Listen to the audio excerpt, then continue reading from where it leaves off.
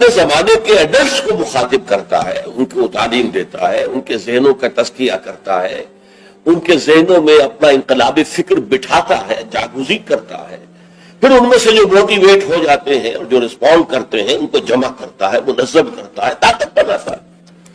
بچوں کی تعلیم کا اس میں دخل نہیں ہوتا، وہ تو جب نظام بن جائے گا، اسلامی نظام آ جائے گا تو پھر اس نظام کے تحت بالکل نیا نظام تعلیم ہوگا۔ بچوں کی تعلیم ابتدا سے اس طریقے پر ہوگی کہ اس سے ان کے اندر اسلام اور ایمان کے جو جذبات ہیں وہ پیدا ہو، جہاد فی سبیل اللہ کا ذوق و شوق پیدا ہو۔ لیکن یہ کہ سب سے پہلے جو انقلاب برپا کرنا ہے، تو بچے تو انقلاب نہیں لایا کرتے، انقلاب تو ایڈلٹس لاتے ہیں۔ تو ان ایڈلٹس کو مخاطب کرنا اور ان کی تعلیم، ان کا ذہن بنانا، ان کے اندر اس انقلابی فکر کو ان کے ذہنوں میں، دلوں میں اتار دینا، جاگوزی کر دینا، یہ ہے وہ مقصد کہ جو نظام جمعہ کے ذریعے سے امت میں اس کو ایک دوام دے دیا گیا۔ جمعے کا ممبر جو ہے اسے ممبر رسول کہتے ہیں۔ ممبر رسول پر جو کھڑا ہوتا ہے وہ نائب رسول ہے۔ وہ نائب رسول وہی کام کرے جو حضور کرتے تھے، یتلو علیہم آیاتہ ویزکیہم ویعلمہم الکتاب والحکمہ۔ یہ کام امت کے اندر جاری و ساری ہو جائے، اس کا تسلسل ہو، اس کا دوام ہو، اس کے لیے جمعہ کی فرضیت کی گئی۔ نظام جمعہ یہ ہفتے وار اجتماع ہے۔ آپ کے علم میں ہوگا کمیونسٹوں کا معاملہ بھی یہ ہوتا تھا، ان کا بھی ایک فلسفہ تھا مارکسزم، اور جب تک وہ فلسفہ ذہنوں میں اتر نہ جائے کوئی شخص کمیونسٹ کیسے بنے گا؟ اور پھر وہ فلسفہ تازہ رہنا چاہیے، ان کے ذہنوں میں اجاگر رہنا چاہیے، مدھم نہ پڑ جائے، کہیں ان کے ساتھ اس کی ذہنی کمٹمنٹ کمزور نہ ہو جائے۔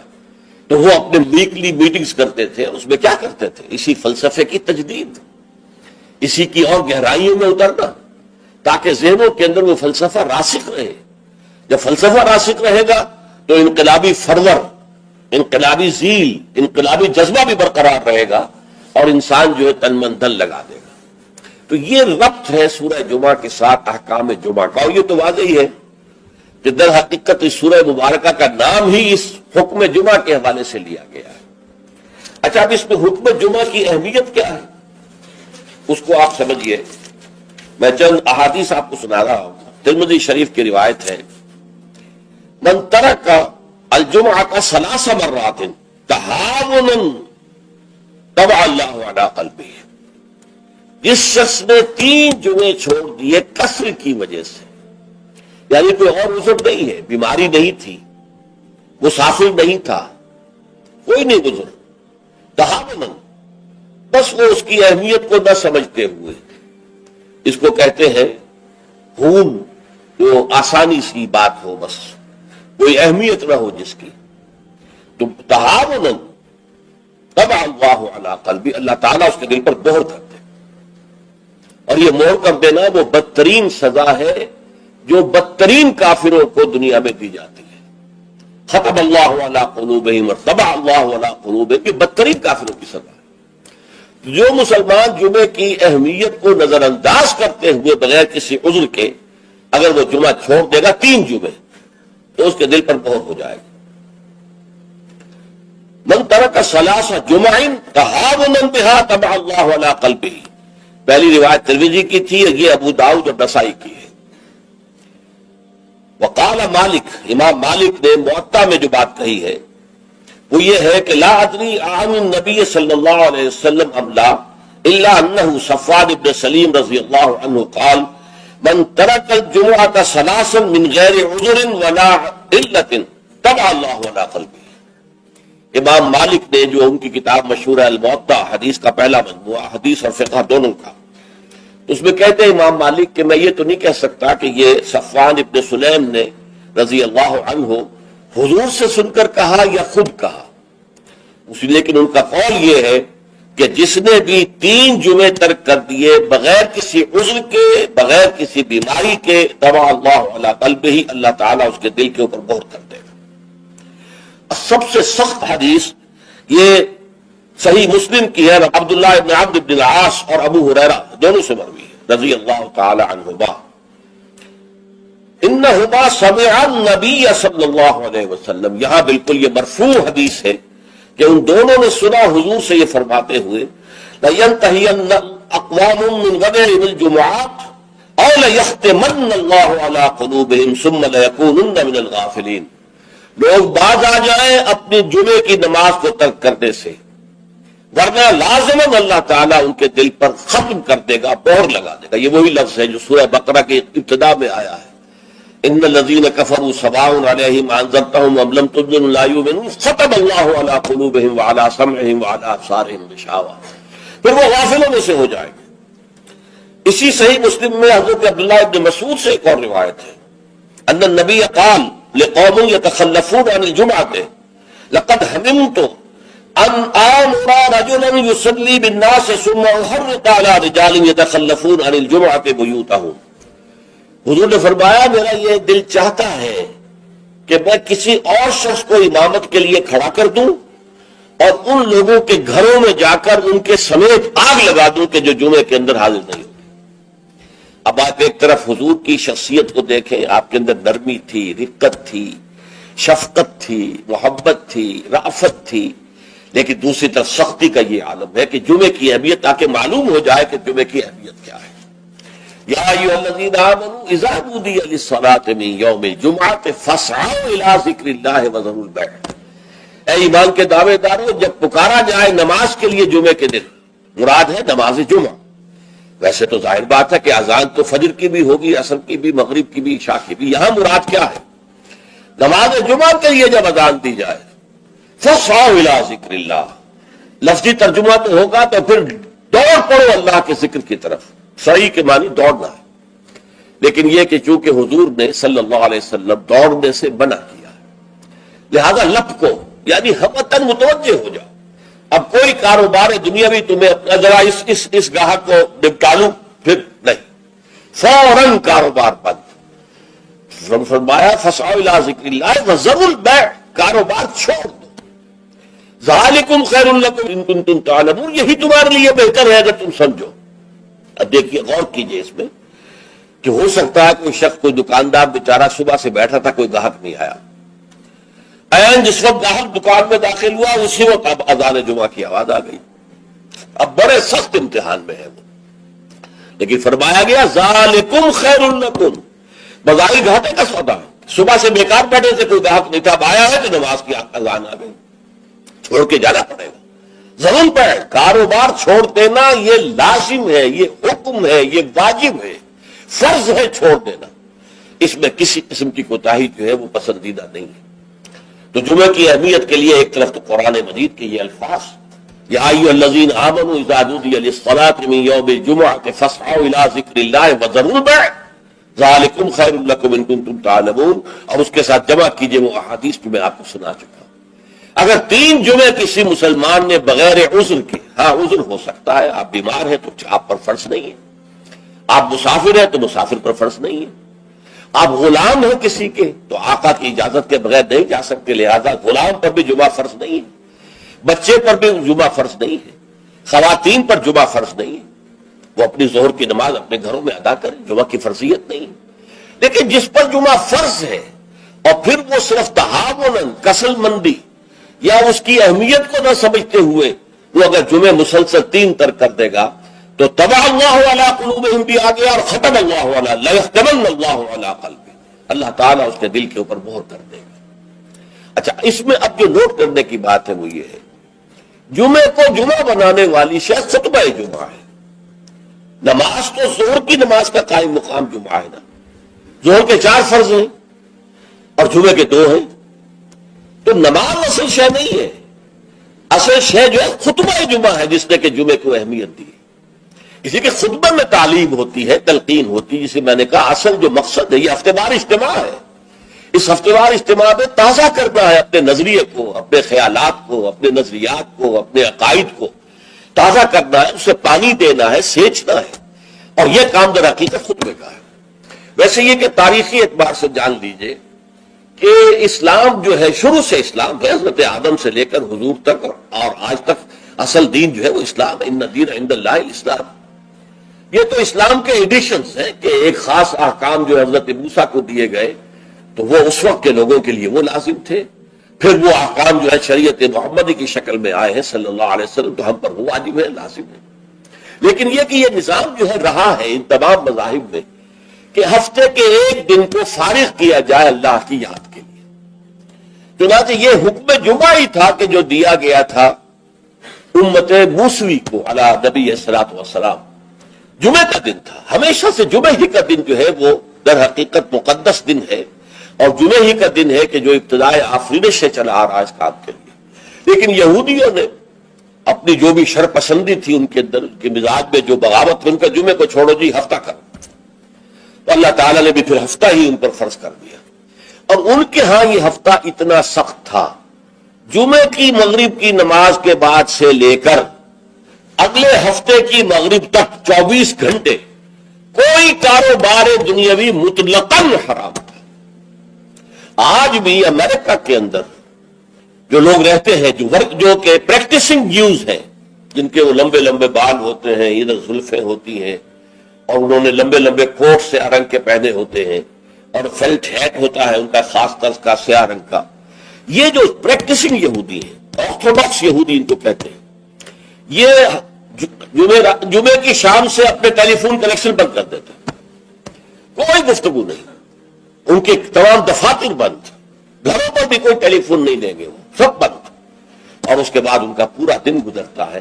لیکن وہاں فرق یہ ہے کہ وہاں کوئی جماعت کا اہتمام نہیں تھا. اپنے اپنے طور پر اللہ کو یاد کرو، تورات پڑھتے رہو، جو بھی ان کی ہر شکل تھی نماز کی اس میں وقت گزارو. دنیاوی کاروبار جو ہے وہ کوئی نہیں ہوگا. اس کے بعد عیسائیوں کا معاملہ آیا، انہوں نے بھی انہوں نے ایک اور آگے قدم بڑھایا اور ہفتے کو ترک کر کے اپنے آپ کو یہود سے ممیز کرنے کے لیے اتوار قرار دے لیا. اتوار کی صبح کو ان کا ایک خاص عبادت کا دن ہے، اور اس میں واقعہ یہ ہے کہ جو بھی وہ پریکٹسنگ یا کوئی تھوڑا بہت مذہبی مزاج رکھنے والے عیسائی ہیں، وہ اتوار کے روز نہا دھو کر کپڑے بدل کر اچھے انداز میں اپنی فیملیز کے ساتھ بچوں کو ساتھ لے کر وہ چرچ جاتے ہیں. وہاں ان کی جو بھی نماز ہے وہ نماز پڑھتے ہیں، ان کا جو بھی پادری ہے وہ خطبہ دیتا ہے، سب بند ہوتا ہے. تو یہ ان کے لیے اتوار کا دن تھا. اس کے بعد جب یہ دونوں تہذیبیں جمع ہو گئی، یہودی جو ہے انہوں نے گویا کہ غلبہ حاصل کر لیا عیسائیوں پر، تو اب انہوں نے ویکینڈ کر لیا، سیٹرڈے اور سنڈے بوتھ، تاکہ دونوں کے دونوں کور ہو جائے. یہودیوں کا معاملہ بھی آ گیا، عیسائیوں کا بھی آ گیا. حضور صلی اللہ علیہ وسلم کی امت کے لیے دو کام کیے گئے. ایک تو گویا کہ منفی ہوگا، ایک مثبت ہوگا. منفی کام یہ کہ پورے دن جمعے کے کاروبار کو حرام نہیں کیا گیا، بلکہ حرام کاروبار ہے صرف اذان جمعہ سے لے کر جمعے کی نماز کے ادا ہو جانے تک بس. اس دوران میں کاروبار دنیاوی مطلقاً حرام. کوئی کاروبار آپ جائز سے جائز کاروبار کر رہے ہیں، صحیح سے صحیح کاروبار کر رہے ہیں، لیکن وہ بھی حرام ہے اس وقت اگر آپ نے کیا ہے جبکہ جمعے کی اذان ہو چکی ہے اور جبکہ نماز ابھی ادا ہو گئی، اس دوران حرام. لیکن باقی دن کے اندر حرمت نہیں رکھی ہے. البتہ میں ابھی آپ کو بتاؤں گا. تشویق یہ ہے کہ صبح سے لے کر جمعے تک کا وقت جو ہے یاد الہی میں بسر کیا جائے. تشویق اور ترغیب ہے. اس لیے کہ اگلی آیت میں ہم پڑھیں گے کہ جب جمعہ کی نماز ادا ہو چکے تو تم منتشر ہو سکتے ہو زمین میں اور جاؤ اور اپنے کاروبار میں لگ جاؤ. لیکن جمعے سے قبل کے بارے میں کچھ نہیں کہا. نہ تو یہ کہا کہ کاروبار نہیں کر سکتے، نہ یہ کہا کہ کرو جاؤ تمہیں اجازت ہے، نہیں. وہاں سکوت اختیار کیا قرآن نے. فَإِذَا قُضِيَتِ الصَّلَاةُ فَانتَشِرُوا فِي الْأَرْضِ وَابْتَغُوا مِن فَضْلِ اللَّهِ. جب نماز ادا ہو چکے تو تم زمین میں منتشر ہو سکتے ہو. یہاں پر بھی اگرچہ وجوب کا لفظ آیا ہے کہ فَانتَشِرُوا منتشر ہو جاؤ، لیکن یہاں جو ہے مانا ہے تمام علماء نے کہ یہ وجوب جو ہے یہ کسی شے کی فرضیت کے لیے نہیں ہے کہ لازماً جمعے کے بعد منتشر ہو جانا ضروری ہے، بلکہ استحباب ہے، جا سکتے ہو، اجازت ہے، مباح ہے. کاروبار کی حرمت کا معاملہ ختم ہو گیا جیسے ہی جمعے کی نماز ادا ہو چکی. اب آپ جائیں اپنے دفتر پہ جائیں، اپنے کاروبار پہ جائیں، اپنی دکان پر جائیں، کوئی اعتراض نہیں. لیکن یہ ہے کہ جہاں تک پہلے کا وقت ہے اس کے بارے میں کوئی بات نہیں آئی. یہ احادیث میں آئی ہے اور اسے تبکیر کہتے ہیں.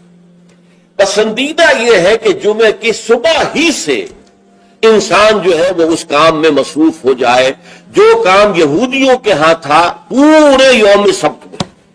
اسے تبکیر کہتے ہیں. ایک حدیث موجود ہے حضور صلی اللہ علیہ وسلم کی تشویق کے ترجمے میں.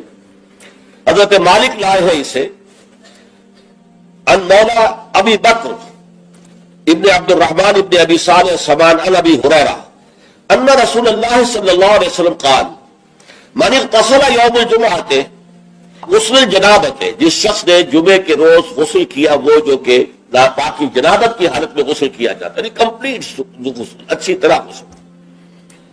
ثم راح فی الساعۃ الاولی، پھر جو شخص پہلی گھڑی میں پہنچ گیا مسجد میں، فکأنما قرب بدغۃ من، تو ایسے ہے کہ جیسے اس نے ایک اونٹ قربان کیا اللہ کی راہ میں، صدقہ دیا.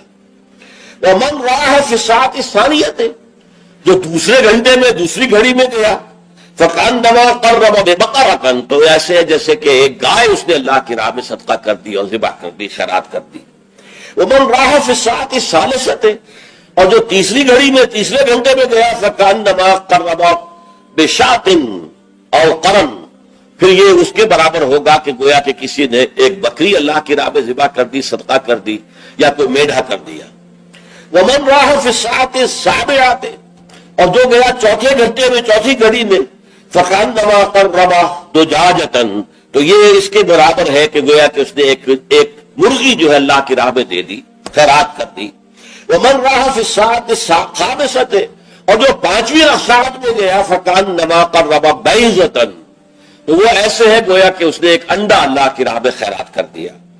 فإذا خرج الامام، تو جب امام نکل آئے، حضرت الملائکہ یسمعون الذکر، تو اب فرشتے، ایک اور روایت میں الفاظ آئے ہیں، جو فرشتے بیٹھے ہوتے ہیں حاضری درج کرنے کے لیے، فلاں آ گیا، فلاں آ گیا، یہ چوتھی ساتھ میں آیا، یہ تیسری میں آیا، یہ دوسری میں آیا، یہ پانچویں میں آیا، تو فرشتے اپنے وہ رجسٹر بند کر کے، اور وہ خود الذکر، یعنی وہ جو امام خطبہ دیتا ہے وہ الذکر ہے، اس خطبے کی طرف وہ ہمتن متوجہ ہو جاتے ہیں. چنانچہ ایک تو یہ بات جان لیجئے کہ اس کے بارے میں امام الہند حضرت شاہ ولی اللہ دہلوی رحمۃ اللہ علیہ کی رائے ہے کہ اس سے مراد یہ نہیں ہے کہ فجر کی نماز کے بعد طلوع آفتاب کے بعد پہلا گھنٹہ، پھر اس کے بعد دوسرا، پھر اس کا تیسرا، پھر اس کا چوتھا، پانچواں، بلکہ یہ زوال کے بعد سے خفیف ساعات ہے. یعنی زوال سے وقت شروع ہوا، سورج جو ہے وہ نصف النہار سے ذرا ڈھل کا لدنو کی شمس، تو اس کے ساتھ جمعے کا وقت شروع ہو گیا. تو اس وقت سے پہلی ساعت، دوسری ساعت، گویا کہ یہاں ساعت سے مراد گھنٹہ نہیں ہے، بلکہ کوئی اور لطیف قسم کا پیمانہ وقت کا ہے. یہ شاہ ولی اللہ کی رائے ہے جو انہوں نے اپنی مصفہ میں بھی اور مصوہ میں بھی، شاہ ولی اللہ کے نزدیک بڑی اہم کتاب جو ہے حدیث کی وہ موطا ہے، انہوں نے اس کی ایک شرح فارسی میں لکھی ہے اور ایک شرح عربی میں لکھی ہے. تو ان دونوں میں انہوں نے یہ رائے ظاہر کی، لیکن بہت سے علماء کی رائے ہے کہ نہیں، جو ہمارا ساعات کا نظام ہے اسی پر اس کو شمار کیا جائے گا. لیکن اس پر بھی اجماع ہے کہ جو اس کے بعد بھی آتا ہے جمعہ، تو اس کا بھی ہو جائے گا. جمعے کی فضیلت سے اسے کوئی حصہ نہیں ملے گا، جمعے کی برکات سے اسے کوئی حصہ نہیں ملے گا، جمعے کا جو خاص مقام اور مرتبہ ہے اس کی حیثیت سے وہ محروم رہے گا. لیکن جہاں تک فرضیت جمعہ ہے، وہ اس فرضیت جمعہ جو ہے وہ اس کی طرف سے ادا ہو جائے گا. لیکن یہ منظر میں نے اپنی آنکھوں سے دیکھا ہے اپنے بچپن میں، اور وہ یہ سرسا ایک جگہ تھی، وہ تحصیل تھی ضلع حصار کی، وہاں میری بسم اللہ ہوئی، پھر وہ نورانی قاعدے سے ہماری تعلیم شروع ہوئی. تو جس مسجد میں یہ سارا کام ہو رہا تھا، بڑے مرکزی مقام پر وہ مسجد تھی. کبھی کبھی اب بھی مجھے خواب میں وہ مسجد آتی ہے، اور اس مسجد میں جمعے کے دن میری اپنی جو مشاہدے کی بات ہے کہ یوں سمجھیے اشراق کے بعد سے لوگوں کی آمد شروع ہو جاتی تھی، اور دیہات سے لوگ آیا کرتے تھے. وہاں ایک خاص قوم تھی، غالباً وہ ارائی تھے، اس رائی علاقے کے ارائیوں کو وہ پچادے کہتے تھے، جیسے کہ راجپوتوں کو رانگڑ کہا جاتا ہے. لیکن یہ کہ وہ لوگ آتے تھے اونٹوں پر سوار ہو کر، آس پاس صحرا کا علاقہ تھا، سفید کپڑے، سفید کرتے، سفید ان کے تہبند اور سفید ان کے صافے، اونٹوں کے اوپر سوار چلے آ رہے چلے آ رہے چلے آ رہے. اس لیے کہ دیہات میں جمعہ نہیں ہوتا، اور اس وقت اس پر سختی کے ساتھ عمل ہوتا تھا کہ اصل میں جمعہ جو ہے وہ شہر میں ہے. تو وہ آتے تھے اور مسجد جو ہے وہ بس صبح ہی سے بھر جاتی تھی. کہیں ایک جگہ کوئی شخص کھڑا واز کہہ رہا ہے، کچھ لوگ اس کے گرد جمع ہے، کہیں کوئی شخص بیٹھے ہوئے قرآن خود ہی پڑھ رہا ہے، کوئی نوافل پڑھ رہا ہے. یہ نقشہ میں نے اپنی آنکھ سے دیکھا ہے، بچپن کا یہ نقشہ. اب وہ معاملہ ختم ہو گیا، بالکل ختم ہو گیا. اب تو بھاگ دوڑ کر کے جو ہے وہ لوگ جمعے میں پہنچتے بھی اس وقت ہے جبکہ وہ عربی کا خطبہ شروع ہونے والا ہو، اس لیے کہ عام طور پر تقریروں کے اندر کوئی خاص مواد ہوتا نہیں ہے، یا فرقہ واریت کی تبلیغ ہو رہی ہوتی ہے، یا سیاسی مسائل کے اوپر دھواں دار تقریریں ہوتی ہیں، لوگوں کو ان سے دلچسپی نہیں. تو فرض ادا کرنے کے لیے بس وہ جب خطبے کی اذان کا وقت ہوتا ہے تو اس وقت وہ پہنچ جاتے ہیں، نماز ادا ہوئی اور روانہ ہو گئے۔ اللہ اللہ خیر صلی اللہ۔ میں سب سے پہلے آداب جمعہ اس کے عنوان سے عرض کر رہا ہوں کہ جمعے کے روز غسل واجب ہے تقریباً، علی کل محتلم، یہ حضور کے الفاظ یہ ہیں، غسل الجمعہ کے واجب علی کل محتلم، جو بھی بالغ ہو چکا ہے مرد، عورت پر تو ظاہر بات ہے کہ جمعہ فرض ہے ہی نہیں، جیسا کہ میں عرض کر چکا ہوں، اس کے لیے جمعے کا غسل واجب ہے۔ اور اندازہ یہ ہوتا ہے، میں یقین سے تو نہیں کہہ سکتا، کہ جیسے ہی جمعے کے لیے روانگی ہو اس وقت غسل کیا جائے۔ پھر حضور نے یہ بھی فرمایا ہے کہ اچھے کپڑے پہن کر جاؤ، دھلے ہوئے کپڑے پہن کر جاؤ۔ آپ نے فرمایا کہ کیا تم میں سے کسی شخص کے لیے یہ ممکن نہیں ہے کہ اپنے جو محنت کے کپڑے ہوتے ہیں، محنت یعنی جب کہ مشقت کرتا ہے، ایک لوہار بیٹھا ہوا ہے اور وہ بھٹی کے سامنے بیٹھ کر کام کرتا ہے، پسینے آئیں گے اسے، کپڑوں میں بدبو ہو جائے گی پسینے کی، پھر اس کے اوپر سیاہ داغ پڑے ہوں گے، میلے ہوں گے، تو یہ اس کا لباس ہے محنت کا۔ یا کوئی کاریگر ہے، مکان کی تعمیر میں لگا ہوا ہے، ظاہر بات ہے جب وہ یہ کام کر رہا ہے، گارے کے دھبے ہوں گے، کچھ اور ہوگا، تو حضور نے فرمایا کیا ممکن نہیں ہے تم میں سے کسی کے لیے کہ ایک علیحدہ سے جوڑا جمعے کے لیے رکھ لو، وہ جمعے ہی صرف استعمال کیا کرو، وہ تمہارے محنت کے کپڑے نہ ہو کہ جن میں تم محنت اور مشقت کرتے ہو، بلکہ وہ علیحدہ سے ایک جوڑا ہو، اس کو فراہم کر کے رکھ لو۔ پھر یہ بھی فرمایا گیا کہ تیل لگاؤ، بالوں کے اندر تیل لگاؤ، دہن، اور یہ بھی فرمایا گیا کہ کوئی خوشبو ہے تو خوشبو لگاؤ۔ وہ سب کس لیے کہ جو ماحول ہو جمعے کا وہ معطر ماحول ہو، ایسا نہ ہو کہ پسینوں کی بدبوؤں کی وجہ سے طبیعت ملغز ہو رہی ہو لوگوں کی، نہیں، بلکہ یہ کہ بڑا خوشگوار ماحول ہو، خوشبو ہو اس کے اندر، اور یہ کہ کپڑے اچھے پہن کر لوگ بیٹھے ہوئے ہوں۔ بلکہ اسے کہا گیا الجمعہ تو عید المسلمین، یہ ہفت روزہ عید ہے در حقیقت، یہ مسلمانوں کو عید کی طرح اسے جو ہے وہ منانا چاہیے، سیلیبریٹ کرنا چاہیے۔ جیسے عید کو آپ کپڑے جو ہے غسل کرتے ہیں، صبح کپڑے بدلتے ہیں، خوشبو لگاتے ہیں، پھر جاتے ہیں مسجد کو، عیدگاہ کو، ایسے ہی معاملہ ہونا چاہیے جمعے کا۔ یہ عید المسلمین ہے، یہ گویا کہ ہفتے وار عید ہے مسلمانوں کی۔ پھر اسی میں ایک آداب میں سے یہ ہے کہ جب تم مسجد میں جاؤ تو لوگوں کو پھلانگتے ہوئے اگلی صفوں میں نہ جاؤ، بلکہ عام جو ہے ہدایت ہے وہ یہ ہے کہ بھئی پہلے اپنی صف اگلی لوگ پوری کر لے، پھر دوسری میں بیٹھے، پھر تیسری میں بیٹھے، تاکہ لوگوں کو ضرورت ہی محسوس نہ ہو۔ جب وہ دیکھتے ہیں کہ اگلی صف میں جگہ خالی ہے تو پھر وہ لوگوں پہ پھلانگتے ہوئے جاتے ہیں۔ لیکن ہر صورت پھلانگتے ہوئے یا لوگوں کو علیحدہ کر کے پھر اپنے لیے جگہ بنانا، یہ جو ہے اس سے منع کیا گیا ہے۔ خاموشی سے جہاں جگہ تمہیں مل رہی ہے بیٹھ جاؤ، اور پھر اسی میں سے انصات ہے، خاموش رہو، گفتگو نہ ہو۔ یہاں تک کہ حضرت ابو ہریرہ سے یہ روایت ہے ترمذی اور نسائی اور دوسری کتابوں کے اندر، ان رسول اللہ صلی اللہ علیہ وسلم قال اذا قلت لصاحبك يوم الجمعة انصت والامام يخطب فقط لغوت۔ دو آدمی گفتگو کر رہے ہیں، آپ تیسرے آدمی ہیں، آپ سن رہے ہیں، آپ ان سے کہتے ہیں خاموش ہو جاؤ، تو تم نے بھی لغو کام کیا۔ انہیں منع کرنے کے لیے بولنا بھی پسندیدہ نہیں ہے، خاموش اشارے سے کہہ دو، لیکن تم نے اگر آواز نکالی جبکہ امام خطبہ دے رہا ہے، امام کے خطبے کی طرف ساری توجہ، اس جمعے کی ساری حیثیت جو ہے وہ اسی خطبے کی وجہ سے، لہذا اس میں آپس میں گفتگو کرنا، اس طرح کی چیزیں جو ہے وہ بالکل غلط ہے، آداب جمعہ کے منافی ہے، جس کی انتہا یہ ہے کہ اگر وہ آپس میں دو گفتگو کر رہے ہیں اور آپ انہیں روکنے کے لیے بھی زبان کھولیں، انصت، خاموش ہو جاؤ، تو یہ بھی فقط لغو تھا، تم نے بھی ایک لغو حرکت کی، بلکہ اشارے کنایت سے کہہ دیا جائے کہ زبان نہ کھولی جائے۔ پھر اس میں حضور کیا کرتے تھے، خطبے میں کیا کرتے تھے، یہ روایت جو ہے مسلم شریف کی عن جابر بن سمرہ رضی اللہ تعالی عنہ، فرماتے ہیں کانت للنبی خطبتان، حضور کے دو خطبے ہوتے تھے، یجلس بینہما، ان دونوں کے درمیان آپ ذرا تھوڑی دیر کے لیے بیٹھتے تھے، جیسے کہ آپ کو معلوم ہے تمام امام جو ہیں وہ یہی کرتے ہیں آج۔ یقرأ القرآن اور یذکر الناس، اور جمعے میں کرتے کیا تھے، قرآن پڑھتے تھے اور لوگوں کو نصیحت کرتے تھے، یاد دہانی کرتے تھے۔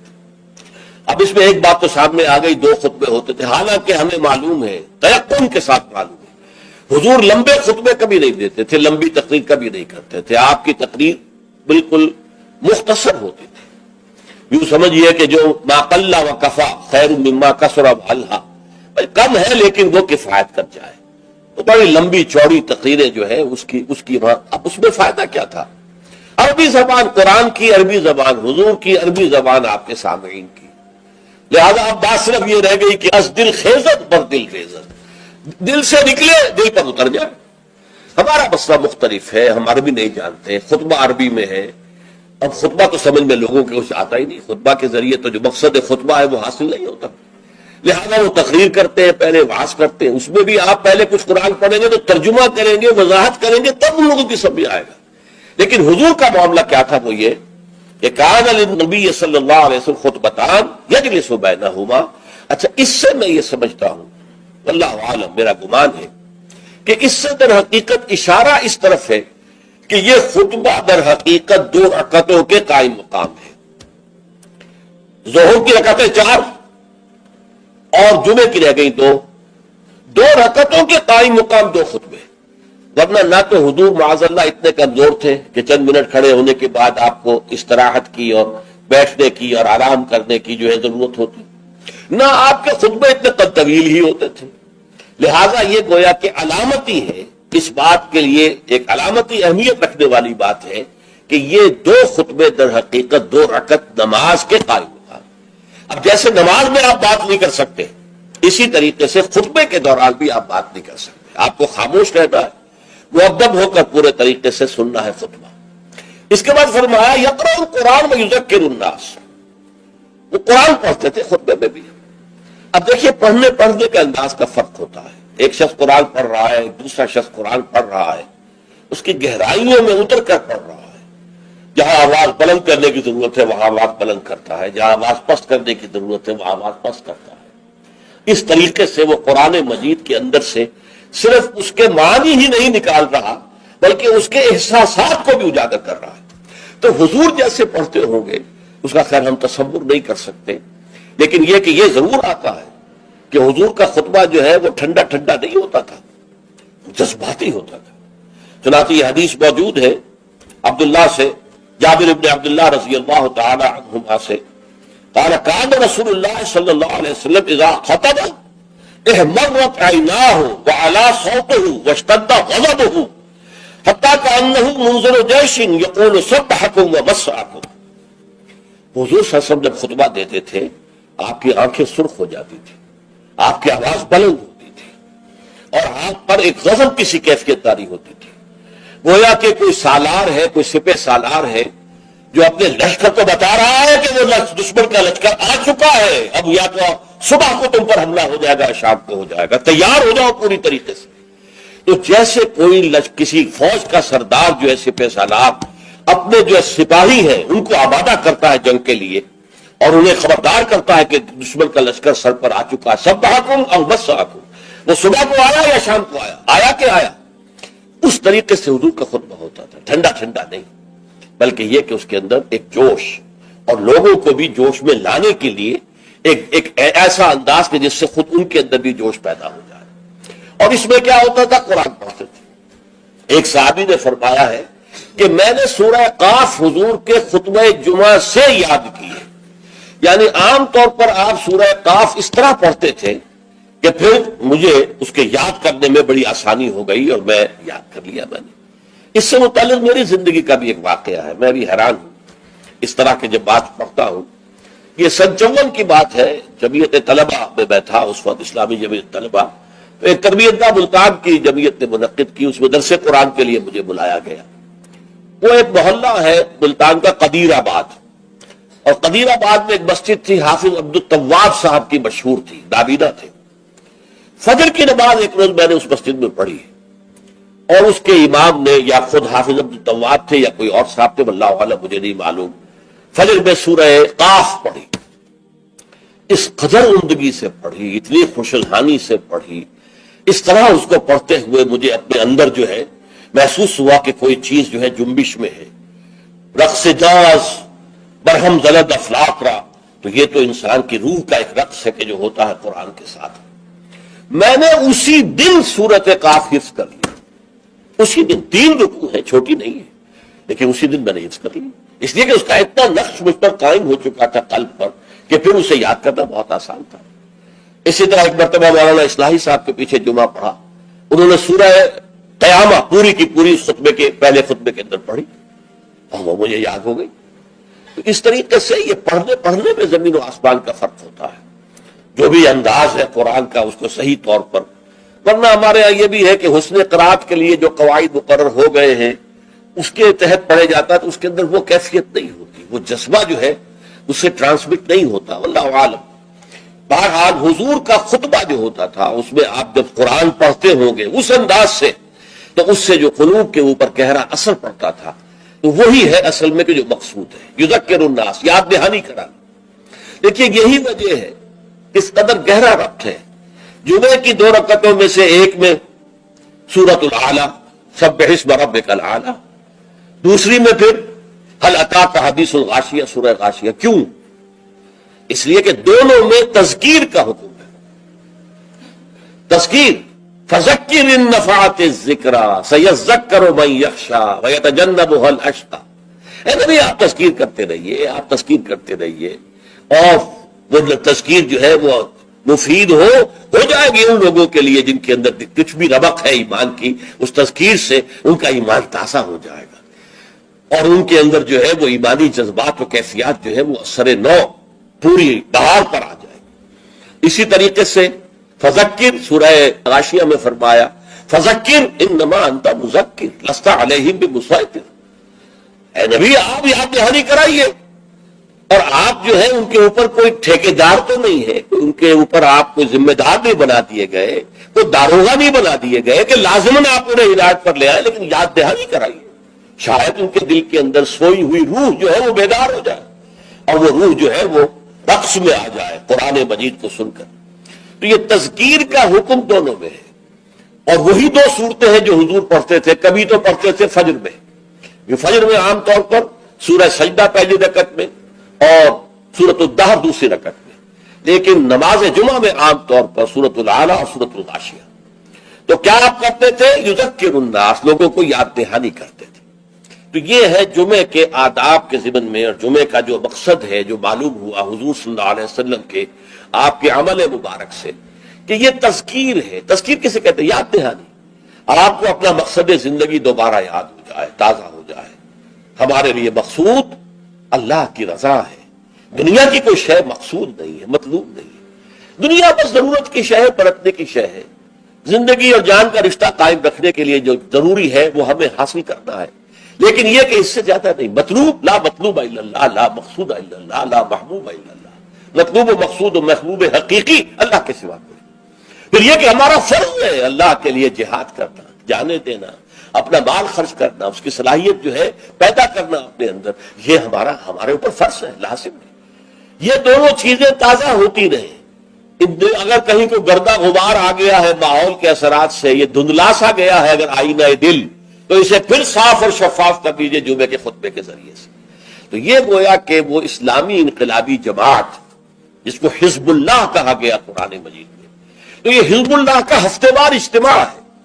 اس ہفتے وار اجتماع میں حزب اللہ اپنے بنیادی فکر کو تازہ کرتی اور اس کے ضمن میں مزید تعلیم اور تربیت کا جو نظام ہے حضور کا، اس کا ایک تسلسل ہے کہ جو جاری رہتا ہے. اچھا اب یہاں فرمایا فَإِذَا قُضِيَتِ الصَّلَاةُ فَانتَشِرُوا فِي الْأَرْضِ. اب اس سے بھی ایک لطیفہ ہے میری زندگی کا عجیب. میں جب بلڈوبری میں تھا، شاہیوال جو کہلاتا ہے، تو وہاں ہمارے محلے ہی میں رہتے تھے ایک صاحب جو بڑے کٹر پرویزی تھے. اور پرویز صاحب کا موقف یہ ہے کہ صلاۃ کے معنی ہے معاشرہ قائم کرو، اسلامی معاشرہ. یہ نماز کو انہوں نے خامخواہ صلاۃ کہہ دیا. اچھا وہ آدمی تھے بہت نیک، وہ سول انجینئر تھے، اور وہ جو کمیٹی ہوتی ہے جو میونسپل کمیٹی، تو وہ میونسپل انجینئر تھے اور بہت نیک تھے. اور شوہرا تھا ان کا کہ وہ بہت ہی یعنی رشوت وغیرہ سے بالکل بری ہے. تو میرے دل میں بھی ان کی عزت تھی، لیکن یہ کہ بہرحال اختلاف تھا کہ وہ پرویزی تھے. ایک دفعہ گفتگو ہو رہی تھی تو انہوں نے بڑے چیلنجنگ انداز میں مجھ سے کہا، اچھا مجھے کوئی ایک آیت قرآن کی بتا دو کہ جس میں صلاۃ کا ترجمہ معاشرہ نہ کیا جا سکے. پہلے تو میں مرعوب سا ہو گیا کہ جس قدر تیقن کے ساتھ انہوں نے بات کی ہے، شاید واقعی قرآن میں ایسی کوئی آیت نہ ہو کہ جس کا ترجمہ جو ہے، جہاں پر ترجمہ صلاۃ کا جو ہے وہ معاشرہ نہ کیا جا سکے. لیکن بجلی سے کون دی؟ اللہ کی طرف سے میرے دماغ میں، اور یہ آج سامنے آ گئی، فَإِذَا قُضِيَتِ الصَّلَاةُ فَانتَشِرُوا فِي الْأَرْضِ۔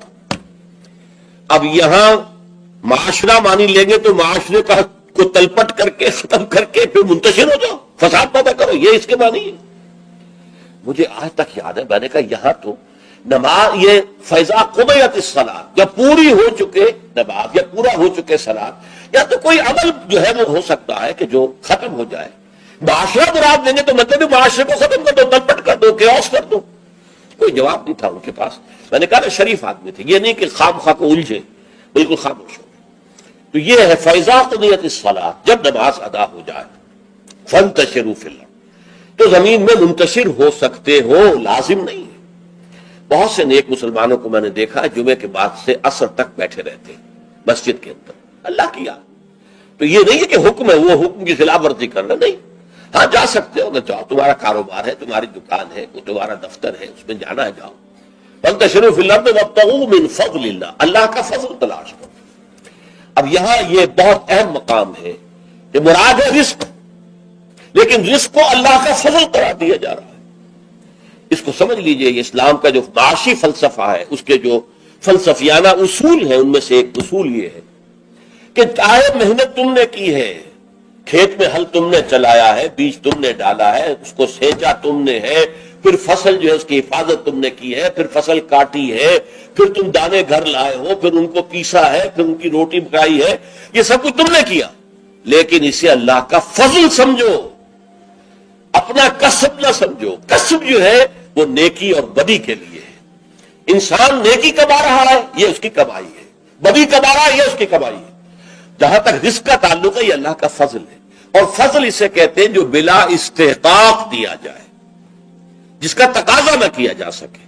جس کی مثال سادہ سی میں دیا کرتا ہوں کہ آپ نے کسی مزدور کو رکھا ہے، 8 گھنٹے اس نے کام کرنا ہے، آپ نے فرض کیجئے 100 روپے مقرر کیے ہیں اس کی مزدوری۔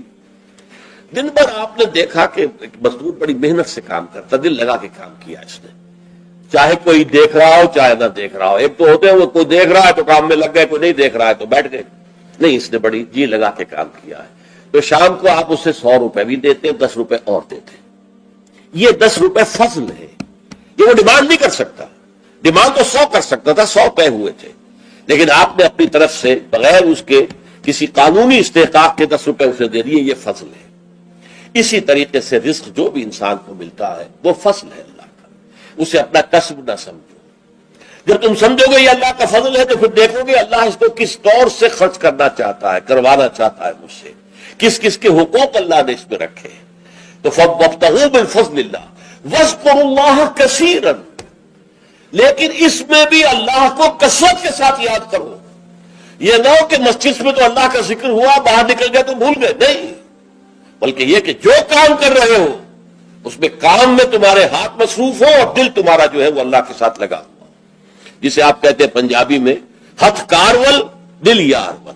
یہ ہے ذکر کثیر، اور ذکر کثیر کا سب سے بڑا ذریعہ کیا ہے کہ جو مسنون دعائیں ہیں حضور صلی اللہ علیہ وسلم سے، رات کو سونے لگے ہیں تو دعا ہے، صبح اٹھے ہیں تو دعا ہے، بیت الخلاء میں داخل ہو رہے ہیں تو دعا ہے، باہر نکلے ہیں تو دعا ہے۔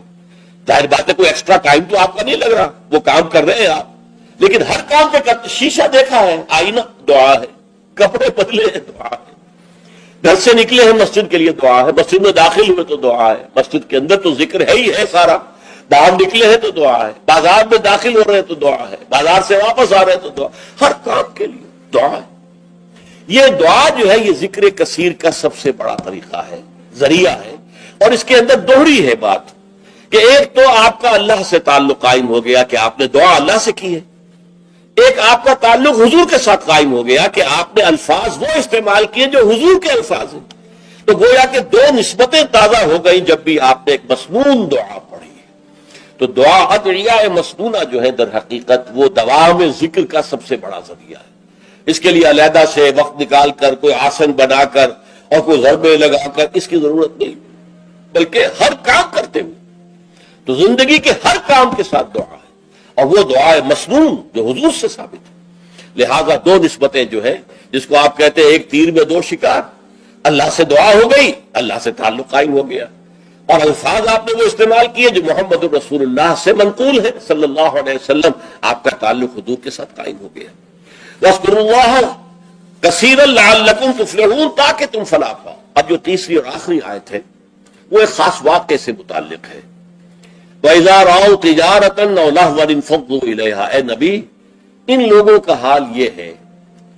ان لوگوں سے کیا مراد ہے اب یہاں معین نہیں ہے، لیکن کچھ لوگ جو بہرحال مسجد میں نماز جمعہ ادا کر رہے تھے، اذا رأوا تجارت، جب انہوں نے دیکھی کوئی تجارت، کوئی کاروبار، اور لہوا، یا کوئی کھیل تماشا، کہیں سے کسی مداری کی ڈگڈگی کی آواز آ گئی، تو اب یہ ہے کہ یہ آپ کو چھوڑ کے یہ ادھر متوجہ ہو گئے. انفضوا الیہا وترکوک قائما، اور آپ کو کھڑے ہوئے چھوڑ گئے. قل ما عند اللہ خیر من اللہو ومن التجارہ. بڑی شدید جو اس پر سرزنش آئی. ان سے کہہ دیجئے جو اللہ کے پاس ہے وہ تجارت سے بھی اور یہ دل لگی کے کاموں سے اور یہ تفریح کے کاموں سے سب سے بڑھ کر قیمتی شے ہے، اور اللہ تعالیٰ جو ہے وہ رزق دینے والا ہے. تو اس کا در حقیقت یوں سمجھ لیجئے کہ ایک تو عام طور پر یہ کہا گیا ہے کہ ابتدا میں جمعہ کا خطبہ بھی نماز کے بعد ہوتا تھا، جیسے عیدین کا جمعہ بھی آج کل ہوتا ہے. عیدین میں آپ کو معلوم ہے 2 رکعت نماز کے بعد جو ہے وہ خطبہ ہوتا ہے. تو ابتدا میں صورت یہ تھی کہ اسی طرح جمعے کا خطبہ تھا. تو کچھ لوگوں نے یہ سمجھا کہ جمعہ تو ادا ہو چکا، خطبے کی اہمیت ان کے سامنے نہیں تھی، اور صورتحال یہ تھی کہ سخت قحط پڑا ہوا تھا، اجناس کی کمی تھی بازار میں، گندم جو وغیرہ، دکانیں خالی تھی. اسی اسنا میں گھنٹیاں سی بجنے لگی، اونٹ چلے آ رہے ہیں، معلوم ہوا کہ قافلہ آ گیا ہے اجناس لے کر، شام سے گندم لے کر یا جو لے کر یا اور چیزیں لے کر کھانے پینے کی. تو ہم لوگوں کو فکر ہوئی جیسے کہ ہمیں ہو جاتی ہے، جلدی جائیں، پتہ نہیں سب لوگ خرید لیں اور ہم رہ جائیں، جو بھی مال آیا ہے، جو بھی اجناس آئی ہیں وہ ختم ہو جائے، ہم رہ جائیں. تو اس خوف سے لوگ جو ہے حضور کو کھڑا ہوا، جبکہ ابھی آپ خطبہ دے رہے تھے.